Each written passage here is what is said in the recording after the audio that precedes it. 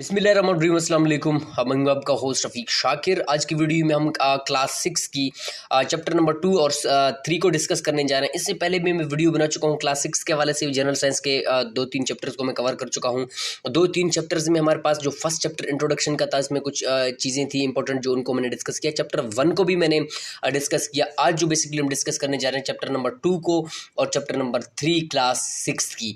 General science के हवाले से पहले वीडियो बना चुका हूँ। हमारे पास जो क्लास 4 है उस हवाले से उसको आप जाके देख सकते हैं। आज जो हम डिस्कस करने जा रहे हैं बहुत ही इंपॉर्टेंट एमसीक्यूज हैं, इसको आप लाजमी देखें। ज़रूरी नहीं है कि आपके एचईसी के टेस्ट में आ जाए, आप कोई भी टेस्ट दे दें, एनटीएस का, सीटीएसपी का, कहीं पे भी आप चले जाएं, इवन आप कमीशन में भी चले जाएं, आपके पास अगर एमसीक्यूज पोर्शन का टेस्ट होगा तो ये सवाल आपके लिए बहुत इंपॉर्टेंट है। जो स्कॉलरशिप्स आते हैं उसमें भी आपके पास ये जो एमसीक्यूज हैं वो बहुत इंपॉर्टेंट है, उसको आप लाजमी देखें। और इसमें हमारे पास जो चैप्टर नंबर 2 है सेंस ऑर्गन्स के हवाले से है, और उसके बाद हमारे पास जो चैप्टर नंबर 3 है फोटोसिंथेसिस एंड रेस्पिरेशन। उसके बाद इंशाल्लाह हम अपना चैप्टर नंबर 4, 5, 6 इस तरह इंशाल्लाह 1 बाय 1 करके वीडियोस बनाते जाएंगे।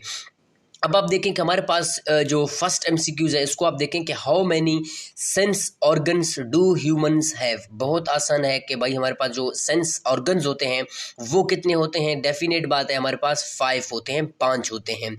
उसके बाद हमारे पास है the different part of I works from, हमारे पास इमेज है द क्लियर आउटर लेयर। अब आप देखें कि आपके पास जो clear outer layer at the front part of I is called cornea हमारे पास है। उसके बाद है द वाइट पार्ट ऑफ आई, जो हमारे आंख का जो वाइट पार्ट है उसको क्या कहते हैं, उसको स्क्लेरा कहते हैं, ठीक है। उसके बाद है द कलर पार्ट ऑफ आई। अब आप देखें कि आपके पास जो कलर्ड पार्ट है, एक होता है वाइट, एक होता है कलर्ड पार्ट ऑफ आई। जो कलर्ड पार्ट ऑफ आई है उसको इरस कहा जाता है। और उसके बाद है iris has the central opening which allow the lights to enter the eye is called pupil हमारे साथ है। The black dot at the centre of the eye is called pupil. और उसके बाद है what does lies behind the iris. अब आप देखें कि जो आपका इरस है, इरस के बारे में हमने क्या पढ़ा कि जो आपके पास जो कलर्ड पार्ट है वो आपके पास इरस है। अब इरस के लाई बिहाइंड, इरस के बिहाइंड हमारे पास क्या है, इरस के बिहाइंड हमारे पास लेंस है, ठीक है। और उसके बाद है single point where all the lights rays entering the eye meet, हमारे पास इसका राइट ऑप्शन हमारे पास लेंस है, ठीक है, लेंस, इसको याद रखें। Which is known the screen of the eye, ये बहुत ही इंपॉर्टेंट सवाल है और ये बहुत सारा एसबीके का जो टेस्ट हुआ था उसमें ये मेरे क्वेश्चन के हिस्से में आया था कि which is the screening of eye, हमारे पास इसका राइट ऑप्शन रेटिना है, ठीक है। और ये भी इस तरह पूछा जा सकता है जो इमेज फॉर्मेशन है कहाँ पे होता है, वो रेटिना में होता है, ठीक है। डिफरेंट आपसे पूछे जा सकते हैं। उसके बाद all the light rays at the lens move to retina, इसका राइट ऑप्शन रेटिना है। उसके बाद how many types of light does retina have, 2 हमारे पास है, रॉड एंड कॉन्स। और नेक्स्ट सवाल हमारे पास है nerve that transfer the visual information from the retina to the brain is called optic nerve. अब आप देखें हमारे कान में जो नर्व होती है उसको ऑडिटरी नर्व कहते हैं, हमारे नाक में भी एक नर्व होती है जिसको ओल्फैक्टरी नर्व कहते हैं, और हमारे आंख में भी एक नर्व होती है जिसको ऑप्टिक नर्व कहते हैं। ऑप्टिक नर्व, ऑप्ट का मतलब है आंख, आंख में जो नर्व होती है ब्रेन तक उसको ऑप्टिक नर्व कहते हैं। आपसे 3 सवाल पूछे जा सकते हैं, आंख के बारे में भी, इसको भी आप याद रखें, कान के बारे में भी और नोज के बारे में भी। नोज को ओल्फैक्टरी कहते हैं, कान के ऑडिटरी कहते हैं, और हमारे पास जो आई है वहां पे उसको ऑप्टिक नर्व कहते हैं। उसके बाद हमारे पास है optic nerve is made up of thousands of sensory neurons. Sensory neurons हमारे पास थाउजेंड्स ऑफ सेंसरी न्यूरॉन से हमारे पास ऑप्टिक नर्व बना हुआ है। और उसके बाद हमारे पास है when persons visual is impaired which part of eye lens do not work properly, lens हमारे पास है। जब लेंस हमारे पास डिफेक्ट हूँ तब हमारे पास जो आई है वो प्रॉपरली काम नहीं करता। उसके बाद है how many part of ears are there, हमारे पास ईयर के कितने पार्ट होते हैं, इस बात को याद रखें। ईयर के आपके पास 3 पार्ट होते हैं, पहला हमारे पास है आउटर, उसके बाद है मिडल, उसके बाद है इनर, ठीक हो गया जी। और उसके बाद हमारे पास है which part of ear collect sound, outer ear हो गया, ठीक है। उसके बाद outer ear is also referred as pinna. अब आप देखें pinna is also called the antenna of your ear. आपसे ये भी पूछा जा सकता है your antenna of your body is called, antenna of your body is called pinna. जो हमारे कान के ऊपर वाला हिस्सा होता है जो मुड़ा होता है, जिसको हम यहाँ पे जो गोश्त होती है, नरम गोश्त, जिसको हम कार्टिलेजस बोन भी कहते हैं, ये आपके पास होता है, इसको भी आप अपने जहन में याद रखें। उसके बाद है ear canal is present in outer ear. Ear canal कहाँ पे प्रेजेंट होता है? आउटर ईयर में प्रेजेंट होता है। उसके बाद है which part of outer ear transfer sound to the middle ear? Auditory canal. ये देखें ऑडिटरी कैनाल।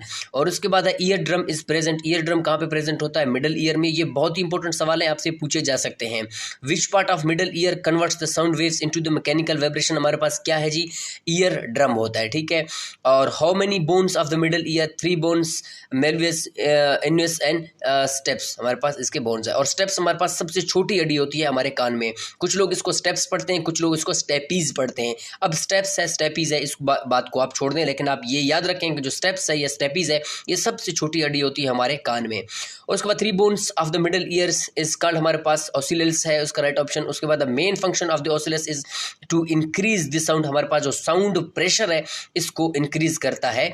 और उसके बाद हमारे पास है जी the inner ear is mostly made up of liquid. Inner ear जो हमारे पास है मोस्टली किसी से बना होता है? लिक्विड से बना होता है। कोकेलिया इज प्रेजेंट। ये भी इंपॉर्टेंट सवाल है। जो कोकेलिया है, स्नेल लाइक स्ट्रक्चर है, वो कहाँ पे प्रेजेंट होता है? वो इनर ईयर में प्रेजेंट होता है। और उसके बाद है which nerves carry sound information from the cochlea to the inner ear to the brain is called cochlea auditory nerve.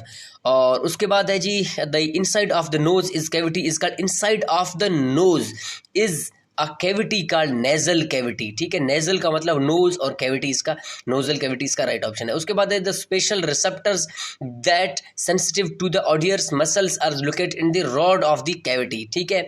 उसके बाद है which part of the brain receive signal from the odour receptors? हमारे पास है olfactory bulb. Olfactory bulb इसका right option है। How many taste tongues? हमारे पास जो टेस्ट टंग रिसेप्टर्स स्मेल के होते हैं वो हमारे पास 4 होते हैं, ठीक है। और उसके बाद tongue is a muscular organ. टंग जो हमारे पास है ये मसल से बना हुआ है, इसको मेस्कुलर ऑर्गन्स कहते हैं। और जो हमारे टेस्ट बर्ड्स होते हैं, टेस्ट बर्ड्स भी हमारे पास कहाँ पे प्रेजेंट होते हैं? वो हमारे टंग में प्रेजेंट होते हैं।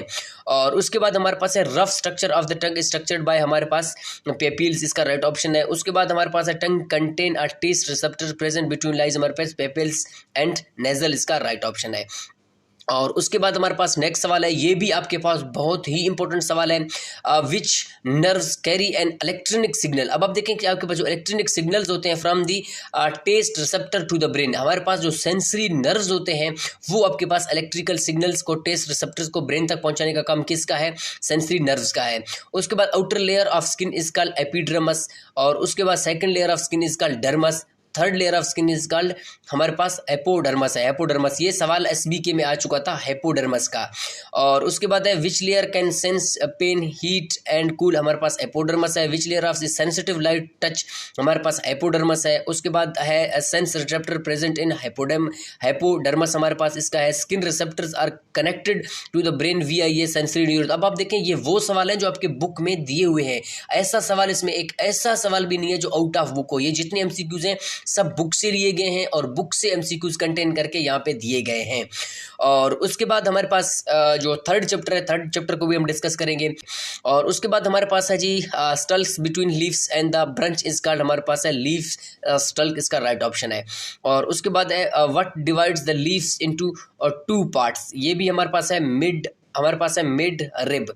अब जो लीफ है इसको 2 पार्ट्स में कौन डिवाइड करता है? मिड रिब इसको डिवाइड करता है। Flat part of leaf is called, flat part of leaf हमारे पास क्या है?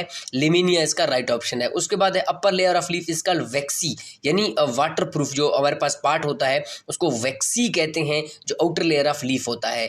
Upper skin of leaf contain chloroplast हमारे पास है। What is the present of chloroplast? Chloroplast में क्या प्रेजेंट होता है भाई? क्लोरोप्लास्ट के अंदर क्लोरोफिल प्रेजेंट होता है, जो पहले भी मैं आपको बता चुका हूँ एक वीडियो में कि क्लोरोफिल हमारे पास एक ग्रीन पिगमेंट है जो कि हमारे पास जब खुराक खुद बनाते हैं प्लांट्स, इस प्रोसेस को भी आप याद रखें। और क्लोरोफिल को भी आप याद रखें कि हमारे पास ये ग्रीन पिगमेंट है जिसकी वजह से प्लांट्स का जो कलर है वो बेसिकली हमारे पास ग्रीन होता है।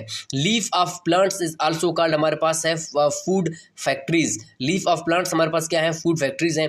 और उसके बाद lower skin of leaf has more pour is called stomata. Stomata में हमारे पास जो पोर्स होते हैं, अब देखें कि जो स्टोमेटा होता है वो लोअर स्किन लीफ हमारे पास जो प्रेजेंट होते हैं उसमें हमारे पास छोटे छोटे सुराख होते हैं, उसको हम स्टोमेटा कहते हैं। एक्सचेंज ऑफ गैसेस, और अब देखें जो स्टोमेटा होता है उन सुराखों के जरिए वहाँ से जो पोर्स होते हैं उसके जरिए हमारे पास गैसेस का जो एक्सचेंज का प्रोसेस है वो भी स्टोमेटा में होता है।